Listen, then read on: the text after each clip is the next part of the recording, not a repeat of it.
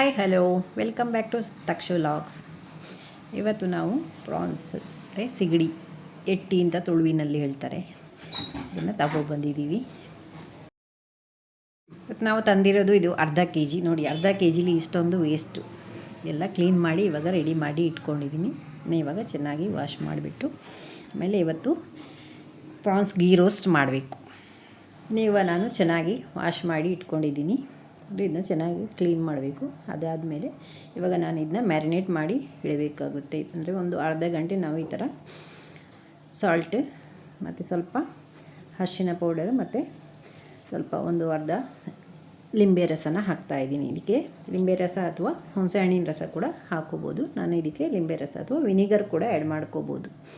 ನಾನು ಲಿಂಬೆ ರಸ ಹಾಕಿಬಿಟ್ಟು ಮಿಕ್ಸ್ ಮಾಡಿ ಒಂದು ಹಾಫ್ ಆನ್ ಅವರ್ ಸೈಡಿಗೆ ಇಟ್ಕೋಬೇಕು. ಅದು ಚೆನ್ನಾಗಿ ಅದು ಮಿಕ್ಸ್ ಆಗಬೇಕು. ಅದಾದಮೇಲೆ ಸೈಡಿಗೆ ಇಟ್ಬಿಡ್ತೀವಿ.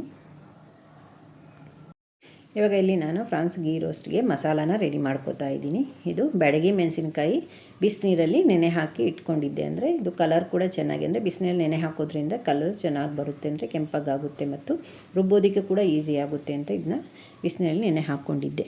ಇದಕ್ಕೆ ಸ್ವಲ್ಪ ನಾವು ಹುಣಸೆಹಣ್ಣು ಆ್ಯಡ್ ಮಾಡ್ಕೊಂಡಿದ್ದೀವಿ. ಹಾಗೆ ಶುಂಠಿ ಮತ್ತು ಸ್ವಲ್ಪ ಒಂದು ಸ್ಪೂನಷ್ಟು ಕೊತ್ತಂಬರಿ ಬೀಜ ಮತ್ತು ಪೆಪ್ಪರ್, ಒಂದು ಅರ್ಧ ಸ್ಪೂನಷ್ಟು ಜೀರಿಗೆನ ಹಾಕ್ಕೊಂಡಿದ್ದೀನಿ. ಹಾಗೆ ಇದಕ್ಕೆ ನಾನು ಒಂದು 5ರಿಂದ 6 ಎಸಲಷ್ಟು ಬೆಳ್ಳುಳ್ಳಿನ ಕೂಡ ಹಾಕ್ಕೊಂಡಿದ್ದೀನಿ. ಹಾಗೆ ಒಂಚೂರು ಇದಕ್ಕೆ ಸಾಸಿವೆ ಕೂಡ ಹಾಕ್ಕೋಬೇಕು.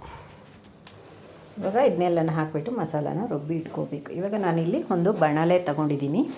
ಈ ಬಾಣಲೆಯಲ್ಲಿ ಸ್ವಲ್ಪ ಗೀ ಹಾಕಿಬಿಟ್ಟು ತುಪ್ಪ ಹಾಕಿಬಿಟ್ಟು ಅದು ಚೆನ್ನಾಗಿ ಕಾದ್ಮೇಲೆ ಅದಕ್ಕೆ ನಾವು ಮ್ಯಾರಿನೇಟ್ ಮಾಡಿ ಇಟ್ಕೊಂಡಿರುವಂಥ ಪ್ರಾನ್ಸನ್ನು ಹಾಕಬೇಕು. ಇದು ಇವಾಗ ಚೆನ್ನಾಗಿ, ಅಂದರೆ ಸ್ವಲ್ಪ ನೀರು ಬಿಡೋವರೆಗೆ ಇದನ್ನ ಹಾಗೆ ಫ್ರೈ ಮಾಡಬೇಕು. ಇದು ಸ್ವಲ್ಪ ಒಂದು 2 ಮಿನಿಟ್ಸಲ್ಲಿ ನೀರು ಬಿಟ್ಬಿಡುತ್ತೆ. ಒಂದು 2 ಮಿನಿಟ್ಸ್ ಬಿಸಿ ಮಾಡಿದರೆ ಸಾಕಾಗುತ್ತೆ. ನೋಡಿ, ಇವಾಗ ಚೆನ್ನಾಗಿ ಅದು ನೀರು ಬಿಡ್ತಾ ಇದೆ. ಈ ಥರ ನೀರು ಬಿಟ್ಟ ಮೇಲೆ ಸ್ವಲ್ಪ ಮಗ್ಚಿಬಿಟ್ಟು ಅದನ್ನು ಆಮೇಲೆ ನಾವು ಸಪ್ರೇಟಾಗಿ ಎತ್ತಿ ಇಡಬೇಕು. ಇದನ್ನು ಇವಾಗ ನಾವು ಇದೇ ಬಾಣಲೆಗೆ ರುಬ್ಬಿ ಇಟ್ಟಿರುವಂತಹ ಮಸಾಲಾನ ಹಾಕ್ಕೋಬೇಕು. ಇದಕ್ಕೆ ನಾವು ಜಾಸ್ತಿ ನೀರನ್ನ ಯೂಸ್ ಮಾಡೋದಿಲ್ಲ, ಅದಕ್ಕೋಸ್ಕರ ಸ್ವಲ್ಪ ಗಟ್ಟಿಯಾಗಿರಬೇಕು. ಮತ್ತು ಮಾಡಬೇಕಾದ್ರೂ ಅಷ್ಟೇ ಸ್ವಲ್ಪ ಜಾಗರೂಕತೆಯಿಂದ ಮಾಡಬೇಕಾಗುತ್ತೆ. ಯಾಕಂದರೆ ಅದು ಮೇಲೆ ರಟ್ತಾ ಇದೆ ನೋಡಿ, ಕುದಿಬೇಕಾದ್ರೆ ರಟ್ಟುತ್ತೆ ಅದು ಸೈಡ್ಗೆಲ್ಲ. ಅದಕ್ಕೆ ನಾವು ಸ್ವಲ್ಪನೇ ಇವಾಗ ಗೀ ಹಾಕಿಬಿಟ್ಟು ಈ ಥರ ಮಗ್ಚ್ತಾ ಇರಬೇಕು. ಇದು ghee roast, prawns ghee roast ಆಗಿರೋದ್ರಿಂದ ನಾವು ಸ್ವಲ್ಪನೇ ಗೀ ಹಾಕಿ ಮಗ್ಚ್ತಾ ಇರಬೇಕು ಪದೇ ಪದೇ. ಇದು ಸಾಲ್ಟ್ ಆ್ಯಡ್ ಮಾಡ್ಕೊಂಡಿದ್ದೀನಿ, ಅಂದರೆ ನಮಗೆ ರುಚಿಗೆ ಎಷ್ಟು ಬೇಕು ನೋಡಿಕೊಂಡು ಸಾಲ್ಟ್ ಹಾಕ್ಕೋಬೇಕು. ನೋಡಿ, ನಾನು ಇವಾಗ 4-5 ಸಾರಿ ಗೀ ಆ್ಯಡ್ ಮಾಡಿದ್ದೀನಿ ಇದಕ್ಕೆ ಆಲ್ರೆಡಿ. ಇದು ಗೀ ಆ್ಯಡ್ ಆದಂಗೆ ಕುದೀತಾ ಈ ಥರ ಸ್ವಲ್ಪನೇ ಗೀ ಎಲ್ಲ ಸೈಡಲ್ಲಿ ಬಿಟ್ಬಿಡ್ತಾ ಬರ್ತಾ ಇದೆ, ಬಿಟ್ಕೋತಾ ಇದೆ ನೋಡಿ. ಈ ಥರ ಚೆನ್ನಾಗಿ ಅದು ಮಿಕ್ಸ್ ಆಗಬೇಕು.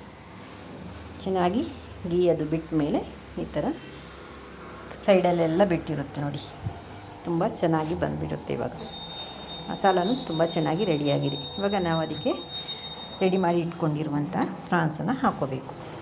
ಅಂದರೆ ಆವಾಗಲೇ ನಾವು ಫ್ರೈ ಮಾಡಿ ಇಟ್ಕೊಂಡಿದ್ದೀವಿ ಸ್ವಲ್ಪ, ಅದನ್ನು ಇದಕ್ಕೆ ಆ್ಯಡ್ ಮಾಡ್ಕೋಬೇಕು.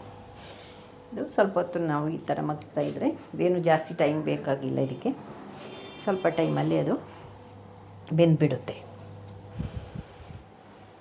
ಹಾಕಿಬಿಟ್ಟು ಚೆನ್ನಾಗಿ ಮಗ್ಚಿ ಒಂದು 2 ಮಿನಿಟ್ಸ್ ಮಗ್ಚಿದರೆ ಸಾಕಾಗುತ್ತೆ. ಇದಕ್ಕೆ ನಾನು ಗಾರ್ನಿಷಿಗೆ ಅಂತ ಸ್ವಲ್ಪ ಕೊತ್ತಂಬರಿ ಸೊಪ್ಪನ್ನು ಕೂಡ ಕಟ್ ಮಾಡಿ ಹಾಕಿದ್ದೀನಿ. Thank you for watching. Please subscribe.